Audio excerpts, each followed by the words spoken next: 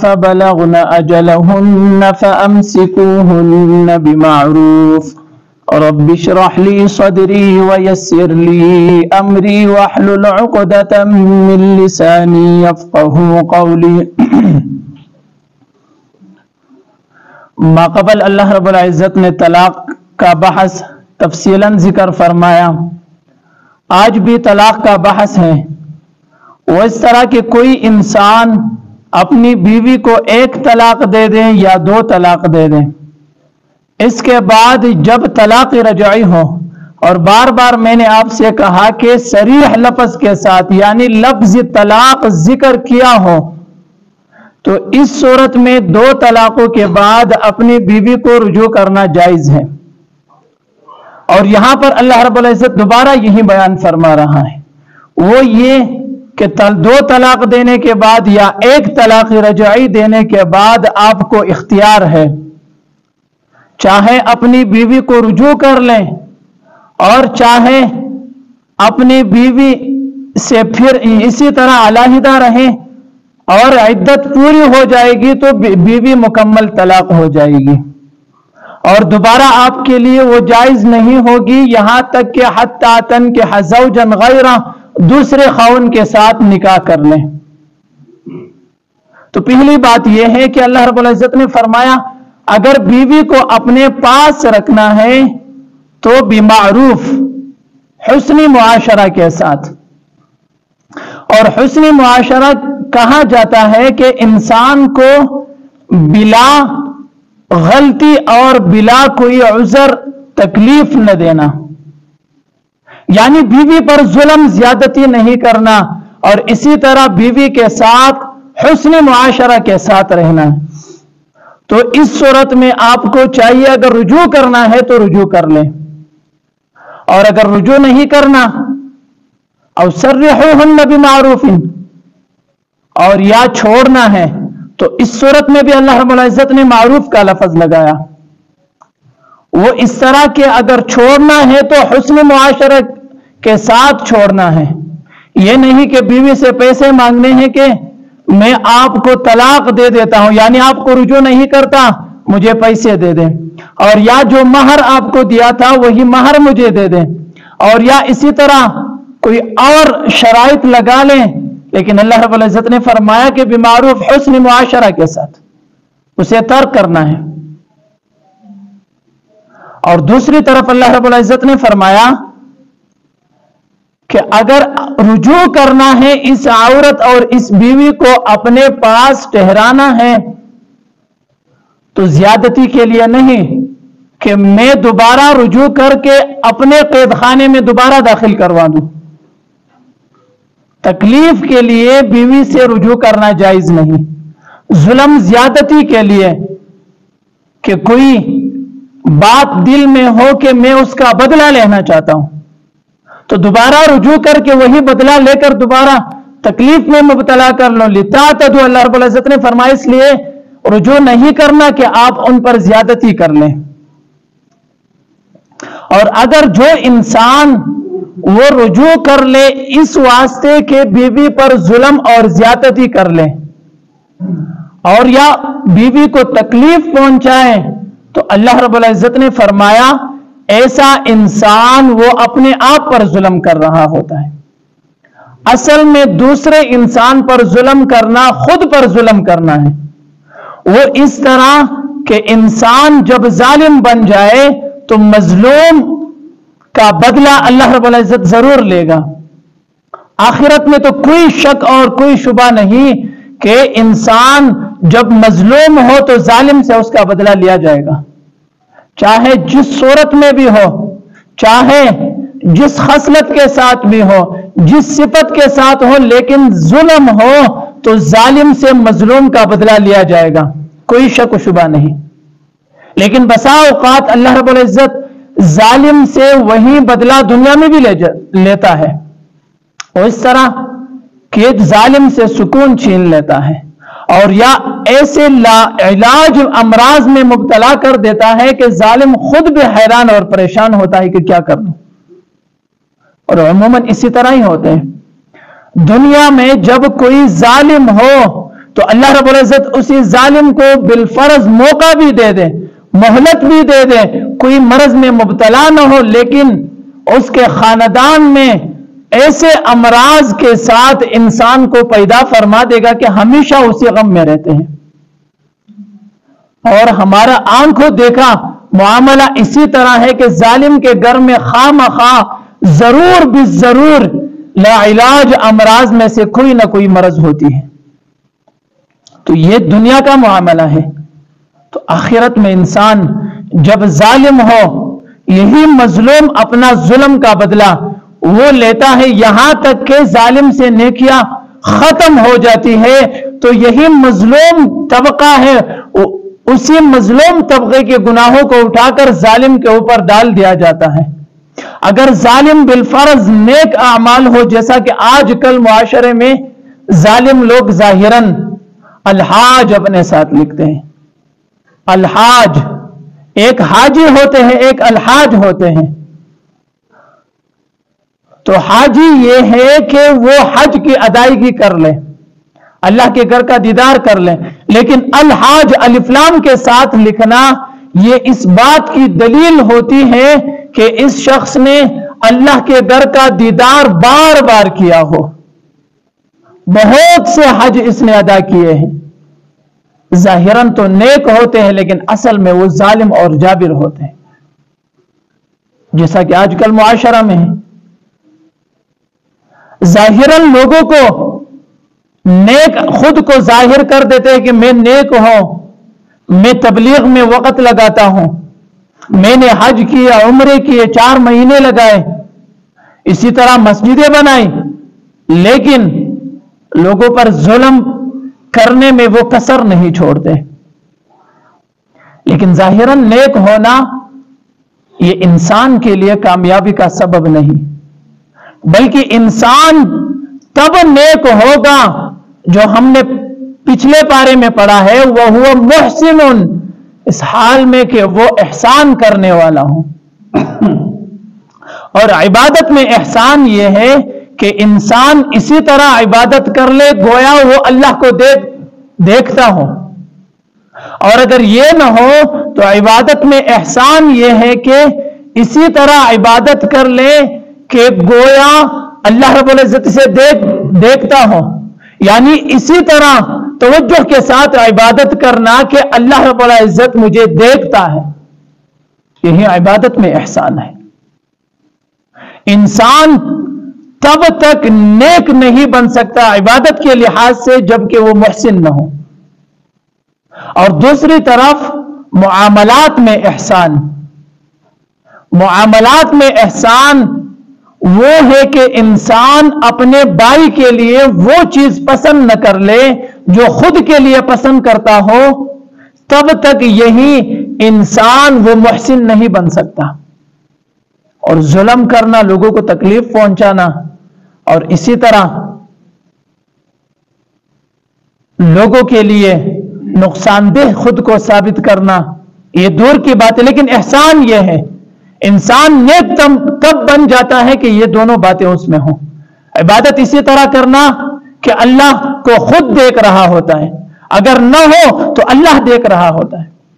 اور معاملاتی زندگی میں اسی طرح ہو کہ اپنے لیے جو چیز پسند کرتا ہو تو وہ دوسرے مومن کے لیے بھی پسند کرتا ہو، اپنے بھائی کے لیے.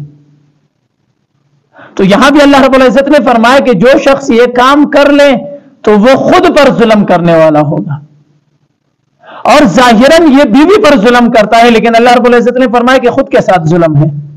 حقیقت میں بھی اسی طرح ہے کہ خود پر ظلم کرنا ہے، بدلہ خواہ چکانا ہے، چاہے جلد ہو یا بدیر. اور تیسری بات اللہ رب العزت نے فرمایا جو کہ معاشرے کی اہم ضرورت ہے، وہ یہ کہ اللہ رب العزت نے فرمایا کہ اللہ کی آیتوں کو مذاق نہیں بنانا. آج کل معاشرے میں اللہ کی آیتوں کو ہم نے مذاق بنایا ہے. وہ اس طریقے پر کہ ساتھیوں کے درمیان بیٹھ کر وہ لفظ طلاق طلاق کہتا ہے. اگر معاملاتی زندگی دیکھ لی جائے، کسی چیز کو خریدنے کے لیے، کسی چیز کو بیچنے کے لیے وہ لفظ طلاق کا استعمال کرتا ہے. اور پھر کہتا کہ میں نے تو مذاق میں کہا، میرا تو ارادہ نہیں تھا. پھر ایک مولوی سے دوسرے مولوی سے کہیں کہیں جا کر اپنا معاملہ حل کروانے کی کوشش کرتے ہیں، لیکن بات جب حقیقت ہو تو وہ معاملہ سب مولویوں کے مابین ایک ہی طرح ہوتا ہے. لیکن آج کل بات دوسری ہے، وہ یہ کہ لفظ طلاق اور اسی طرح گپ شپ میں اسی طرح کوئی مذاق اور تفریح میں لفظ طلاق اور طلاق اور طلاق، بار بار طلاق، لیکن پھر جا کر ایک مولوی سے ملتا ہے کہ میں نے اسی طرح کام کیا ہے. حکم کیا ہے؟ اگر مولوی صاحب کہہ دیں کہ آپ کی بیوی آپ پر طلاق ہوئی ہے تو یہی شخص وہی مولوی کو چھوڑ کر دوسرے مولوی کے پاس چلے جاتے، اور جو مسئلہ اپنی بیوی کا جو حقیقتاً بیان کیا تھا، اپنی زبان سے نکلی ہوئی بات بیان کی تھی، تو اسے چھوڑ دیتا ہے اور دوسری بات کو بنا کر گڑ کر وہ دوسرے مولوی کے پاس چلے جاتا اور اس سے کہتا ہے کہ اسی طرح معاملہ پیش آیا، خود کو سمجھا کر. تو وہ کہتا ہے کہ اسی طرح مسئلے میں آپ کی بیوی طلاق نہیں ہوتی. تو لوگوں میں مشہور اسی طرح کر دیتے، فلاں مولوی نے کہا کہ اسی بات پر طلاق نہیں ہوئی، لیکن حقیقت حال سے انسان واقف نہیں ہونے کے بعد سے وہ کہتے ہیں کہ مولویوں نے دین خراب کر دیا. ایک مولوی نے کہا کہ طلاق ہو گئی، دوسری مولوی نے کہا کہ طلاق نہیں ہوئی، لیکن یہ نہیں سوچتے کہ ایک مولوی سے جو مسئلہ بیان کیا ہے اسی مسئلے کے تحت بیوی طلاق ہو گئی ہے، لیکن دوسرے مولوی کے پاس جو مسئلہ بیان کیا ہے اس مسئلے کے تحت وہ بیوی طلاق نہیں ہوئی. تو پھر بلا تحقیق لوگ کہتے ہیں کہ ایک مولوی اسی طرح کہتا ہے، دوسرے مولوی دوسرے طرح کہتا ہے. اور میں نے خود سنا ہے اور اسی طرح اشخاص کو بھی دیکھ لیا ہے کہ ایک مولوی کے پاس چلے جا کر مسئلہ ٹھیک سا بیان کرنا ہو، کہتا ہے کہ طلاق واقع ہو گئی، لیکن دوسرے مولوی کے پاس جا کر اپنی بات کو تبدیل کر کے بعد میں کہتا ہے کہ مولوی صاحب نے کہا کہ بیوی طلاق نہیں ہوئی. تو اللہ رب العزت نے فرمایا کہ اللہ کی آیتوں کو مذاق نہیں بنانا، یہ مذاق نہیں. اور بعض چیزیں ایسی ہیں جو مذاق اور سچے دل سے دونوں برابر ہے، جیسا کہ ابو ہریرہ رضی اللہ عنہ نے فرمایا ثلاث جدہن جد وہزلہن جد.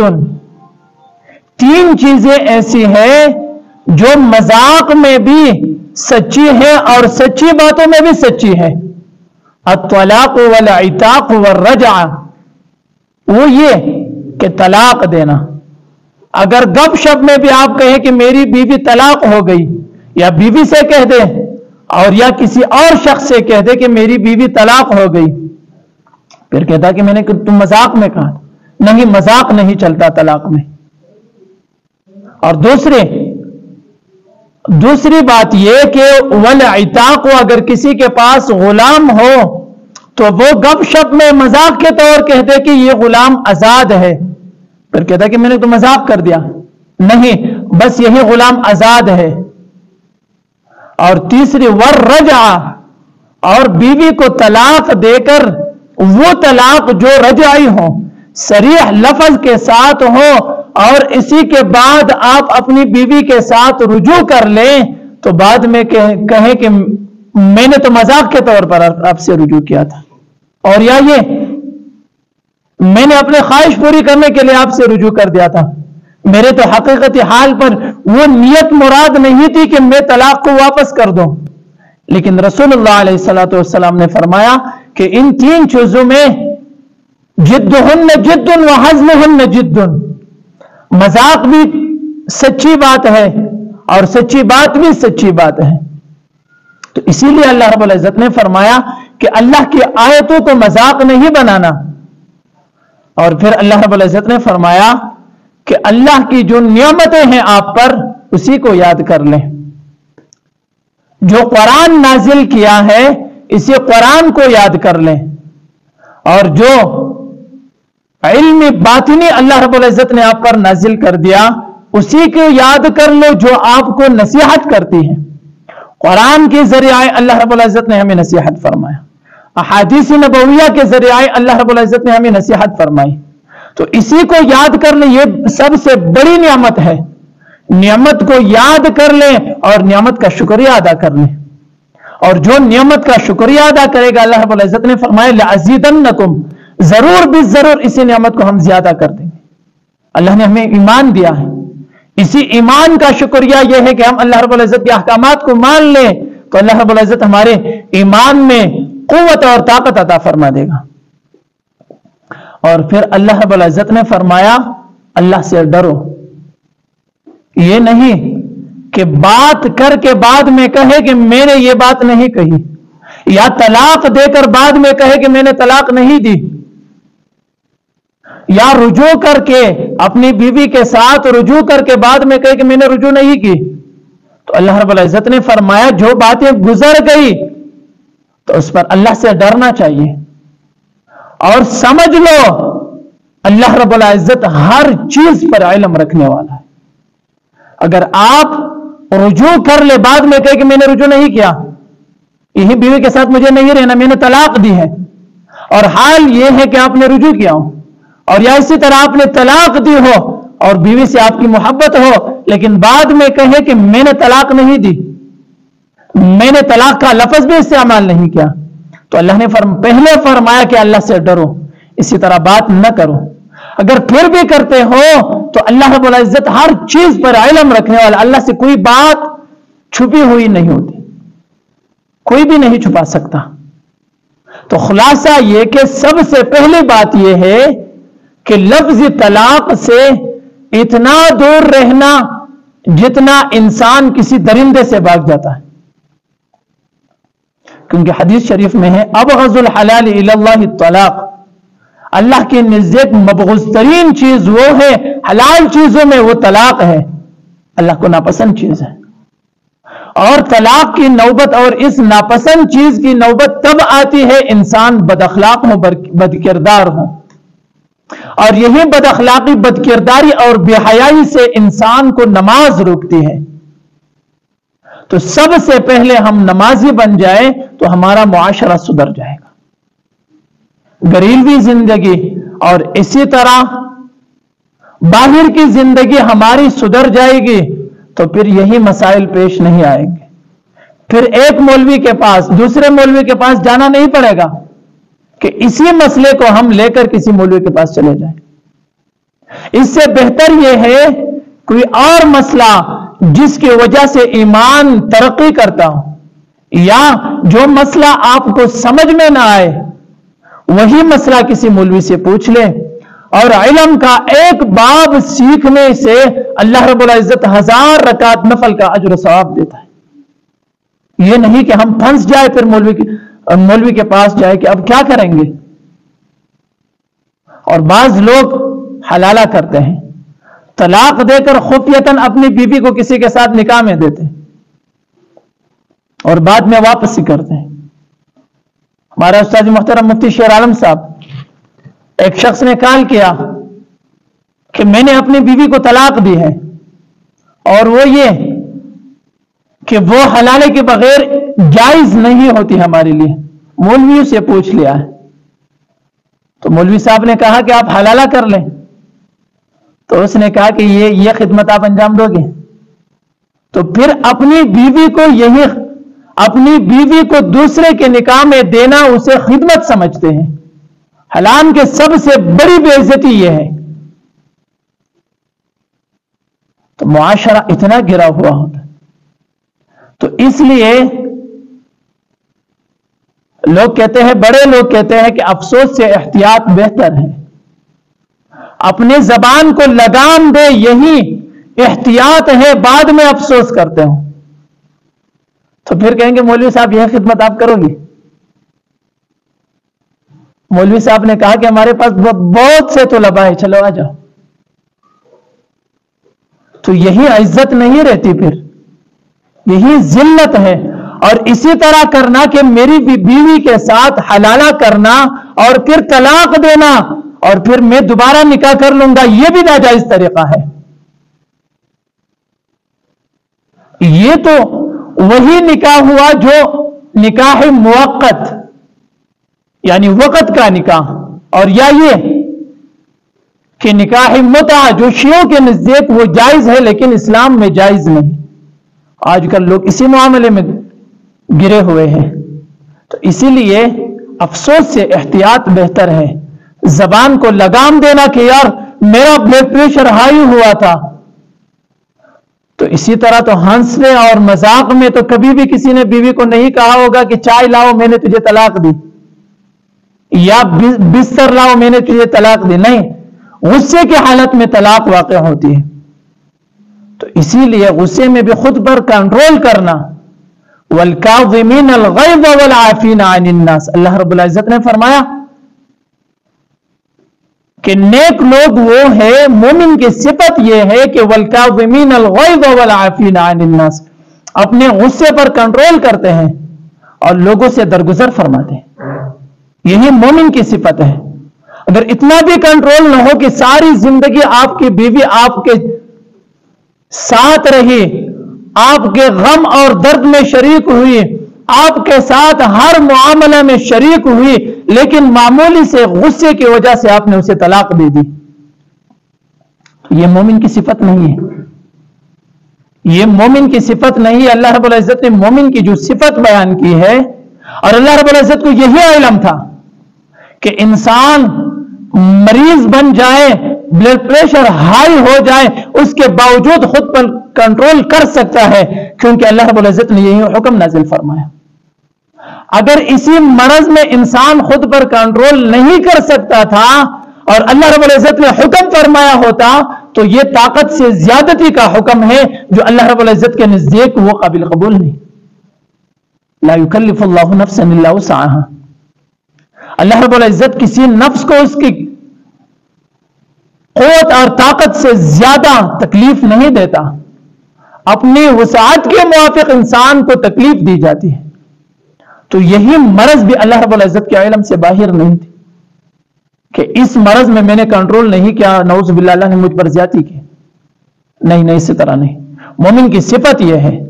اور رسول اللہ علیہ الصلوۃ والسلام نے فرمایا کہ پہلوانی وہ نہیں کہ آپ کسی کو بچھاڑ دیں، وہ ہے جو اپنے غصے پر کنٹرول کر لیں، اپنے غصے پر قابو پا لیں. لیکن معاشرہ آج اتنا گرا ہوا ہے کہ سامنے عورت ہو اور یا کمزور انسان ہو، غریب انسان ہو، نادار انسان ہو، تو بلڈ پریشر وہ 240 سے بھی آگے چلے جاتے. لیکن مالدار ہو تو بلڈ پریشر ہائی ہونے کے باوجود وہ لو ہوتا ہے.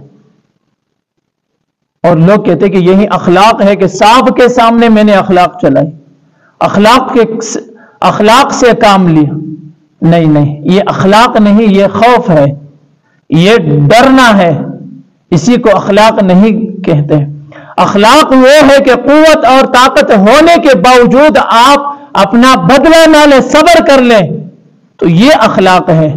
کسی کے ڈرنے کی وجہ سے، کسی کے ڈر کی وجہ سے آپ جواب نہ دے سکے تو پھر کہتے کہ میں نے اخلاق سے کام لیا. نہیں، یہ اخلاق نہیں. تو بات یہ ہے کہ باتوں میں سوچ سمجھ کر کام کرنا ہے تاکہ بعد میں انسان افسوس نہ کر لے. وَإِذَا طَلَّقْتُمُ النِّسَاءَ، اور جب تم طلاق دو بیوی کو، فَبَلَغْنَ أَجَلَهُنَّ، اور وہ قریب ہو جائے اپنے عدت کی پوری ہونے کے.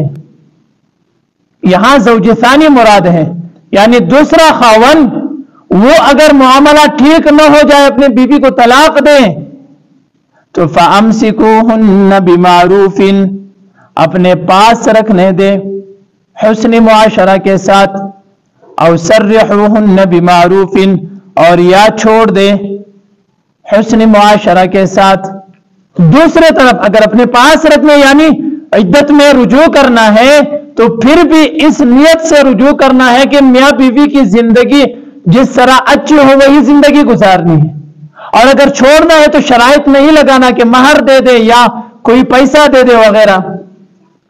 وَلَا تُمْسِكُوهُنَّ، اور نہیں ٹھہرانا اپنے پاس ضرارا لِتَعْتَدُوا، ضرر پہنچانے کے لیے، لِتَعْتَدُوا تاکہ تم اس پر ظلم کر لو. وَمَن يَفْعَلْ ذَلِكَ، اور جو یہ کام کر لے، فَقَدْ ظَلَمَ نَفْسَهُ، تحقیق کے ساتھ اس نے اپنے اوپر ظلم کیا.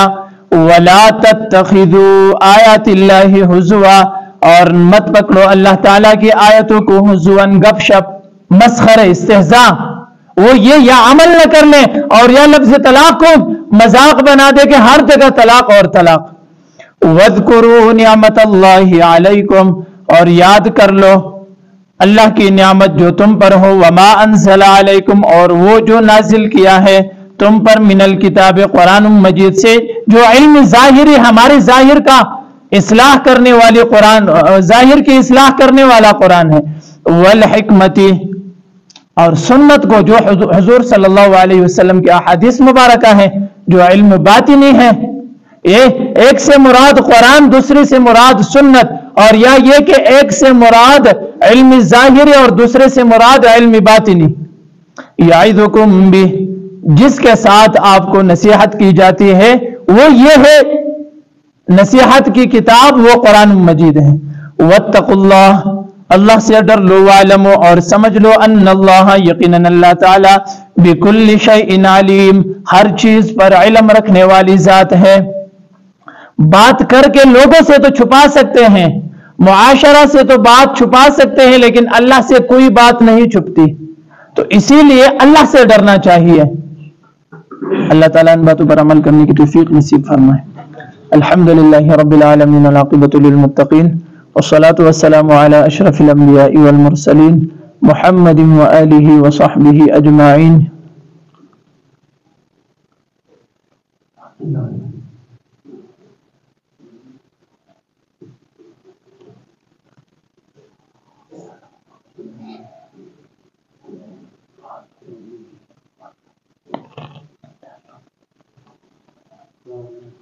صلی اللہ تعالی علی خیر خلقہ محمد وآلہ وصحبہ اجمعین برحمتک یا ارحم الراحمین.